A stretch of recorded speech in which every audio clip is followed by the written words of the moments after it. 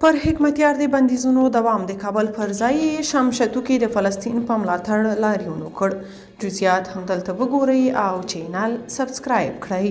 حکمتیار چې د جمهوریت په وخت کې ورته هر میاشت لسګونه میلیونه افغانۍ نقدي او د سلګونه ساتونکو پیسې اخیستې، خو بیا هم کابل کې به ناست و او د حکومت پر ضد به یې تبلیغات کاوه. سترو جلسو کې به یې د حکومت د سقوط اخطارونه ورکول او د طالبانو ملاتړ یې کاوه.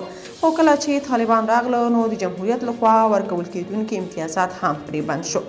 جلسې خو لا څه چې د جمعې ورځې خطبه کې په خبرو کولو یې هم بندیز دی. اوس خبره دې ته ورسېده چې جلسې او لاریونونه هم په خپل پخواني ځای شمشتو کې کوي. تازه خبر دا دی چې حکمتیار د کابل پر ځای شمشتو کې لاریون وکړ.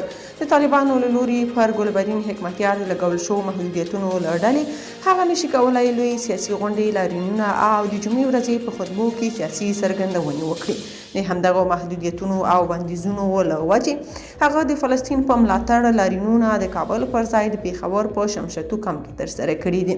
د همدې تېرې جمعې په ورځ له لمانځه وروسته د هغه په لارښوونه په شمشتو کمپ کې دغه لاریون شوی دی. د لاریون ویډیوګانې چې د یاد ګوند په رسمي ادرسونو خپرې شوي دي پکې لیدل کېږي چې د لاریون ګډونوال نږدې ټول د ښوونځیو مدرسو کوچني ماشومان دي. په کمپونو کې هغه قشر چې تل د افراطي ډلو له لوري د خپلو سیاسي موخو لپاره کارول شوي دي. عام افغانان بیا وایي حکمتیار د مظلوم افغانانو او جمهوریت هزار وهلی دی ځکه داسې ذلیله شوی دی. که تاسو په دې اړه څه نظر لرئ په کومنټ کې شریک او چینل سبسکرایب کړئ.